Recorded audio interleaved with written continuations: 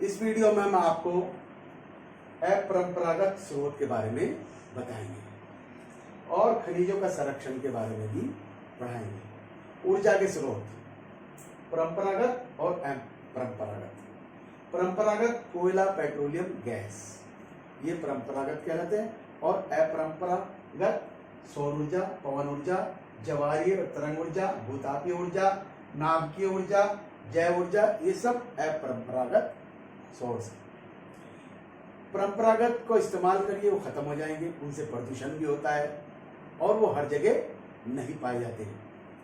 अपरंपरागत प्रदूषण मुक्त होते हैं, ये अनुकूल होते हैं, सस्ते होते हैं, हर जगह अवेलेबल होते हैं और इनकी लाइफ टाइम वैलिडिटी है। तो अपरंपरागत रिसोर्स, इन्हें नवीकरण ऊर्जा के स्रोत से भी जाना जाता है। नवीकरण मतलब रिन्यूएबल, बार बार इस्तेमाल करने पे भी ये खत्म नहीं होते। तो कौन कौन से हैं आपके? सौर ऊर्जा, पवन ऊर्जा, ज्वारीय ऊर्जा, तरंग ऊर्जा, भूतापीय ऊर्जा, जैव ऊर्जा, नाभिकीय ऊर्जा, बायोगैस, गोबर गैस, इस सब के सब अपरंपरागत सोर्स ऑफ एनर्जी हैं। ये पर्यावरण के अनुकूल हैं, एनवायरमेंटल फ्रेंडली हैं और टिकाऊ हैं, सस्ते हैं, कम लागत में हैं। तो इसीलिए इन्हीं रिसोर्स का फ्यूचर है। अब बात करते हैं हम सौर ऊर्जा, जिसको कहते हैं सोलर एनर्जी। आपने सोलर लाइट के बारे में सुना होगा, सोलर प्लेट के बारे में सुना होगा, सोलर कुकर के बारे में सुना होगा। इस सब के सब सूरज की ऊर्जा से एनर्जी बनाते हैं। तो सूर्य की किरणों से विस्फादित ऊर्जा को सौर ऊर्जा कहते हैं। सौर ऊर्जा से बहुत फायदे हैं। एक तो ये ऊर्जा है, दूसरी ऊर्जा से सस्ती है, इसको बनाने में आसान है और इन्वायरमेंटल फ्रेंडली है। और सौर ऊर्जा से जो ऊर्जा पैदा होती है वो कोयले की ऊर्जा से अधिक प्रभावी होती है। सौर ऊर्जा का इस्तेमाल हीटरों में, शुष्क फसलों में, कुकर में आदि उपकरणों में किया जाता है। और सौर ऊर्जा के विकास की ज्यादा संभावनाएं भारत के पश्चिमी राज्यों में है और गुजरात और राजस्थान में ज्यादा है इनकी संभावनाएं। और ये सोलर ऊर्जा सूरज हर जगह पाया जाता है, इसलिए हर जगह हर देश इस ऊर्जा का इस्तेमाल कर सकता है। और ये ऊर्जा का इस्तेमाल करने से सूरज खत्म नहीं होगा, वो लाइफ टाइम है। आप उसका इस्तेमाल करिए, करते रहिए, वो खत्म नहीं होगा। उसके बाद आता है पवन ऊर्जा, इसे कहते हैं विंड एनर्जी। विंड एनर्जी पवन की गतिज ऊर्जा को टरबाइन द्वारा बिजली के में बदलने की क्रिया को पवन ऊर्जा कहते हैं। और पवन ऊर्जा का इस्तेमाल रोशनी करने के लिए, नलकूप चलाने के लिए, जिसे ट्यूबवेल कहते हैं, खेती की सिंचाई करने के लिए किया जाता है। और पवन ऊर्जा का विकास बस उन्हीं अक्षेत्रों में होता है जिन अक्षेत्रों में पवन बहती है, पवन का संचार अच्छा होता है।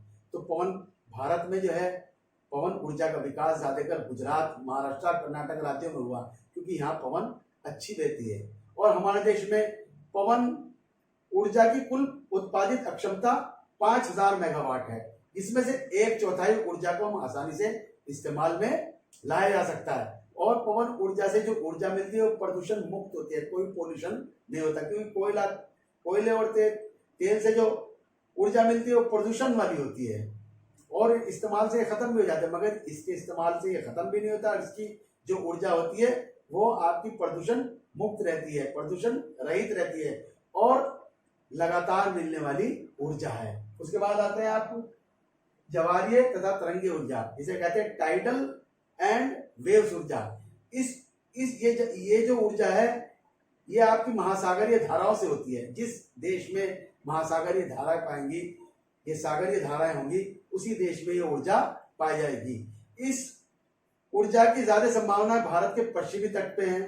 वैसे तो भारत का बहुत बड़ा क्षेत्र जो है समुद्र के किनारा है। देखिए ये वाला भाग, इधर भी समुद्र है, इधर भी समुद्र है, इधर भी समुद्र है। तो तीन तरफ पानी होने से भारत के अंदर इस ऊर्जा की बहुत संभावनाएं हैं, क्योंकि भारत का लंबा क्षेत्र सागर और महासागरों के से घिरा हुआ है। इस वजह से ये ऊर्जा की संभावना भारत के अंदर ज्यादा पाई जाती है। उसके बाद आते हैं भूतापीय ऊर्जा, जिसे कहते हैं जियोथर्मल एनर्जी। जियोथर्मल मतलब, जियो मतलब पृथ्वी, थर्मल मतलब टेम्परेचर। तो पृथ्वी के टेम्परेचर से जो नीचे से गर्मी निकलती है उससे ये ऊर्जा पैदा होती है। इस ऊर्जा की उत्पत्ति जमीन से निकले ताप की वजह से होती है। जो जमीन से ताप निकलता है, गर्मी निकलता है, उसकी वजह से इस ऊर्जा की उत्पत्ति है। तो जमीन से मैग्मा निकलता है, मैग्मा बहुत गर्म होता है, वो ये इस ऊर्जा बनाने में वो मदद करता है। इसके अलावा गीजर, नीचे से गर्म गर्म पानी निकलता है, गीजर कूपों से निकला हुआ गर्म पानी भी इस्तेमाल करता है, बिजली बनाने में किया जाता है। और भारत के अंदर हिमाचल प्रदेश के मणिकर्ण क्षेत्र में इस तरह की ऊर्जा पैदा होती है, जिसे भूतापीय ऊर्जा कहते हैं। उसके बाद आता है आपका जैव ऊर्जा, 5वें नंबर पर आती है जैव ऊर्जा। ये जैव उत्पादों से प्राप्त ऊर्जा को जैव ऊर्जा कहते हैं। ये बहुत बढ़िया ऊर्जा है, इससे बड़ा फायदा है और ये दूसरा भी काम करती है, कचरा भी साफ कर देती है।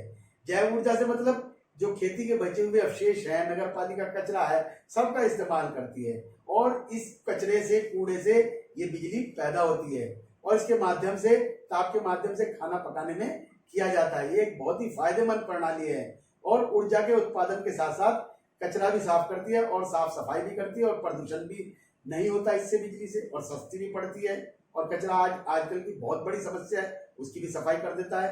तो वर्तमान समय में ये ऊर्जा बहुत अच्छी है और पर्यावरण प्रदूषण भी नहीं करता। जो प्रदूषण हो रहा है कोयला तेल के इस्तेमाल करने से, कितना प्रदूषण हो रहा है, वो इसके इस्तेमाल से, इस ऊर्जा से वो प्रदूषण भी नहीं होता, प्रदूषण को भी कम करती है। और अगर गाँव में इसका इस्तेमाल किया जाए तो गाँव भी आत्मनिर्भर हो जाएंगे और जलाऊ लकड़ी पर दबाव कम हो जाए, क्योंकि वो ज्यादातर लकड़ी जला के ऊर्जा लेते हैं, तो उसका इस्तेमाल करने से लकड़ी पर दबाव कम हो जाएगा। नई दिल्ली में ओखला क्षेत्र में ऐसी एक परियोजना चल रही है जिसे जैव ऊर्जा कहते हैं, बायो एनर्जी कहते हैं। उसके बाद आता है 6वें नंबर पर नाभिकीय की ऊर्जा, एटॉमिक ऊर्जा। ये लेटेस्ट ऊर्जा है, नए जमाने की ऊर्जा है और परमाणु खनिजों के विखंडन से पैदा हुई ऊर्जा को नाभिकीय ऊर्जा कहते हैं। इसके इस्तेमाल से खनिज कौन कौन से होते हैं? यूरेनियम और थोरियम, 2 खनिजों का इस्तेमाल इसके अंदर किया जाता है। और भारत के अंदर यूरेनियम आपका सिंहभूम, उदयपुर, दुर्ग, भंडारा, कुल्लू में पाया जाता है, जबकि थोरियम केरला के अंदर पाया जाता है, केरला के तटीय क्षेत्रों में पाया जाता है। और ये एनर्जी बहुत ही अच्छी एनर्जी है दूसरी एनर्जी के मुकाबले, और ज्यादा पावरफुल एनर्जी है, कम चीज में भी ज्यादा एनर्जी पैदा की जाती है। तो भारत में प्रमुख नाभिकीय ऊर्जा कहाँ कहाँ पाई जाती है, जहां से ऊर्जा बनाई जाती है? तारापुर के अंदर, नाम सुना होगा, महाराष्ट्र के अंदर ये है नाभिकीय ऊर्जा केंद्र है।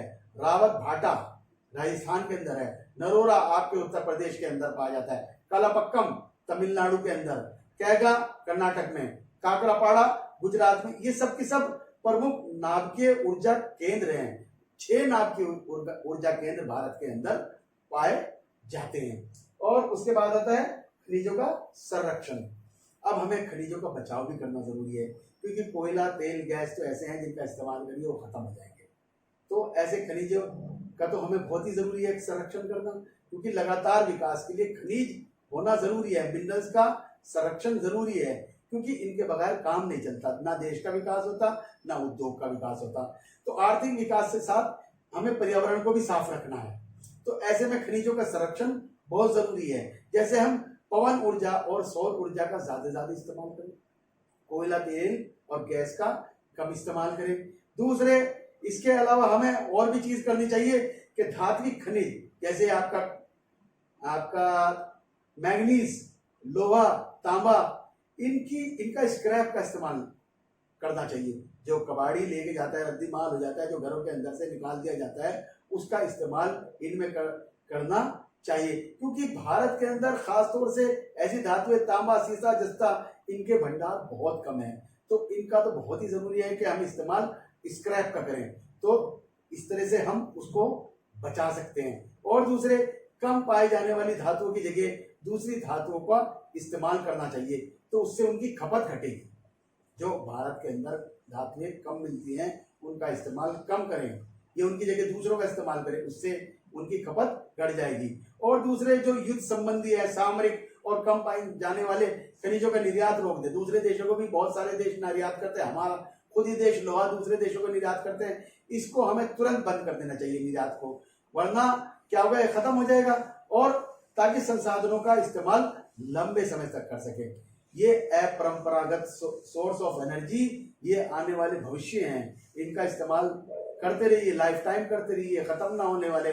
और इनके ऊपर जो डिपेंडेंसी, जो कोयला, पेट्रोल, गैस, जो पर्टिकुलरली कुछ कंट्रीज के अंदर पाया जाता है, लिमिटेड है और इस्तेमाल करने से खत्म भी हो जाता है और प्रदूषण भी हो जाता है, तो उसका रिप्लेसमेंट ये है। मगर ये बहुत ही ज्यादा अच्छे सोर्स ऑफ एनर्जी है और इनका इस्तेमाल करके हम देश की तरक्की भी कर सकते हैं। और भारत में तो बहुत ही जरूरी है, क्योंकि भारत के अंदर तेल और गैस की कमी है।